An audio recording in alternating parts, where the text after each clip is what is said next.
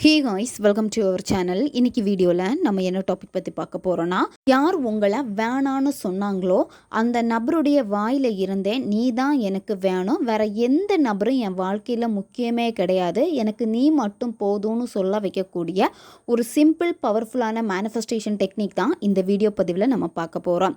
நம்ம சேனலை நீங்கள் இதான் ஃபஸ்ட் டைம் பார்க்குறீங்கன்னா மறக்காமல் சப்ஸ்கிரைப் பண்ணிக்கோங்க, பக்கத்தில் இருக்கக்கூடிய பெல் பட்டனையும் கிளிக் பண்ணிக்கோங்க. அப்போ தான் நான் போடக்கூடிய வீடியோஸ் எல்லாமே உடனுக்குடன் உங்களுக்கு நோட்டிஃபிகேஷனில் வந்துக்கிட்டே இருக்கும். வாங்க வீடியோக்குள்ளடி போகலாம். நீங்கள் உயிராக நேசித்த நபர், அவங்கள ரொம்ப நீங்கள் நம்பியிருப்பீங்க, அவங்க உங்களுக்கு நிறைய ஹோப் கொடுத்துருப்பாங்க. சடனாக வேணான்னு சொல்கிறாங்க.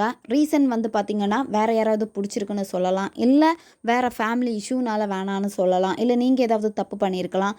இந்த மாதிரி உங்களுக்கு இடையில சண்டை வந்து அந்த நபர் உங்களை வெறுத்து போயிருக்கலாம். இப்படி எந்த ரீசன் இருந்தாலும் சரி, ஆனால் உங்களுக்கு அந்த நபர் தான் வேணும் அப்படின்னு நீங்கள் ஏங்கிக்கிட்டே இருக்கீங்க. என்னை தேடி வரமாட்டாங்களா, என்னை அப்படி லவ் பண்ணாங்களே, என்னை அவ்வளோ கேர் பண்ணாங்களே, என்னை ரொம்ப கம்ஃபர்டபுளாக வச்சுருந்தாங்களே, இப்போ ஏன் என்ன வேணான்னு சொல்கிறாங்க அப்படின்னு நீங்கள் அவங்க பின்னாடி சேஸ் பண்ணிக்கிட்டே இருக்கீங்க, கெஞ்சிக்கிட்டே இருக்கீங்க. ஆனால் அவங்க உங்களை கண்டுக்காமல் அவங்க உங்களை பிளாக் பண்ணிவிட்டு அவங்க லைஃப்பை பார்த்துக்கிட்டே இருக்காங்க. ஆனால் துளி அளவு கூட உங்களை பற்றி நினைக்கல. இந்த சிச்சுவேஷன் உங்களுக்கு ரொம்ப காயத்தை ஏற்படுத்திக்கிட்டே இருக்கும். நீங்கள் அந்த பர்சனை வந்து சேஸ் பண்ணவே பண்ணாதீங்க. இந்த மெத்தடை நீங்கள் செய்யுங்க.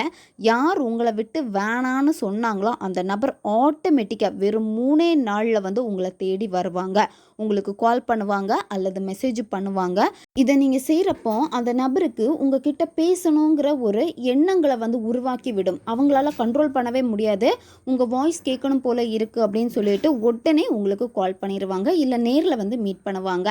இப்படி ஏதாவது ஒரு மிராக்கிள் உங்களுக்கு நடக்கும். 100% இது உங்களுக்கு ஒர்க் ஆகும். நீங்கள் யூனிவர்ஸை பிலீவ் பண்ணிவிட்டு நீங்கள் ஸ்ட்ராங்காக செஞ்சு பாருங்கள்.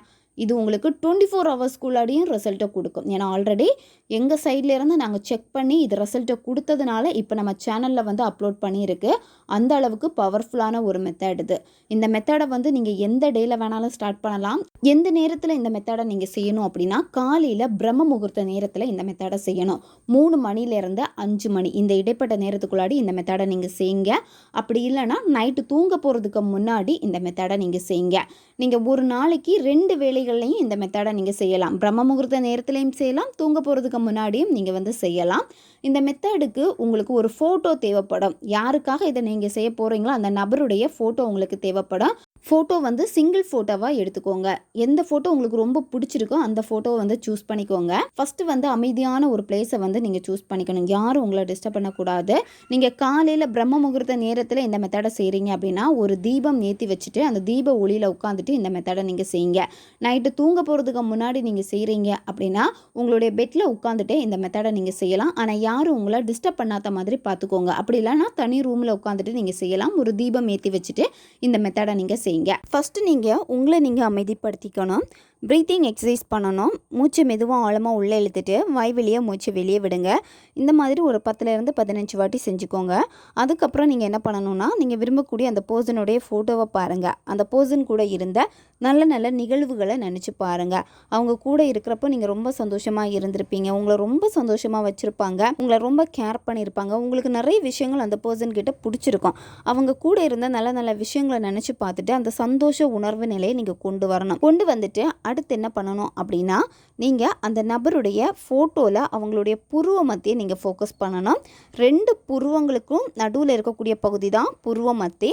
அந்த புருவ மத்தியில் கொஞ்சம் நேரம் நீங்கள் உத்து பாருங்கள். நீங்கள் உத்து பார்க்குறப்ப என்ன ஆகும் அப்படின்னா, கொஞ்சம் கண் வந்து கொஞ்சம் பிளர் ஆகிற மாதிரியே இருக்கும். அப்போது கண்களை மூடிக்கோங்க. கண்களை மூடிட்டு உங்களுடைய நெத்தி போட்டை வந்து நீங்கள் ஃபோக்கஸ் பண்ணுங்கள். உங்களுடைய புருவ மத்தியில் நீங்கள் அந்த இடத்துல உத்து பார்க்குறப்போ என்ன ஆகும் அப்படின்னா, உங்கள் நபருடைய உருவம் வந்து உங்களுக்கு தெரிய ஆரம்பிக்கும். அதாவது ஃபோட்டோவில் நீங்கள் பார்த்த அதே இமேஜ் தான் நீங்கள் கண்களை மூடிட்டு உங்களுடைய புருவ மத்தியை பார்க்குறப்போ உங்களுக்கு தெரியும்.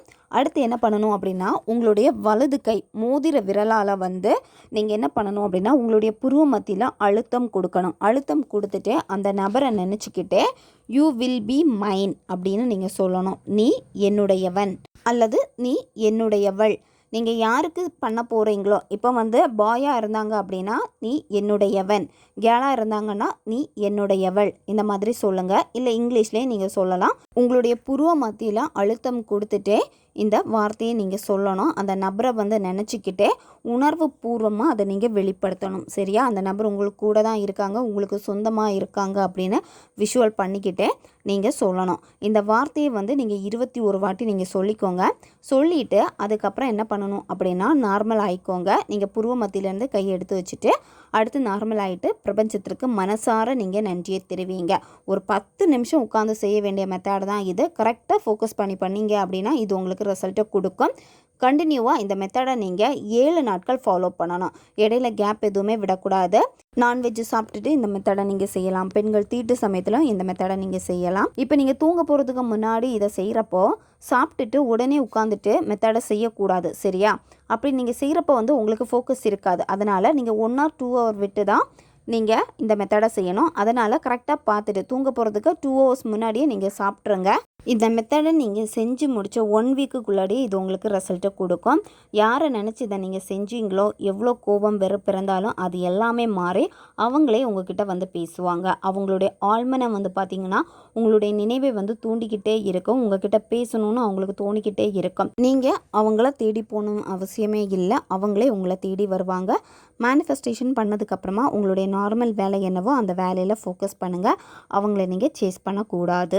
ஓகே காய்ஸ், தேவைப்படுறவங்க இதை பயன்படுத்திக்கோங்க. அடுத்த ஒரு வீடியோ பதிவில் சந்திக்கலாம். நன்றி.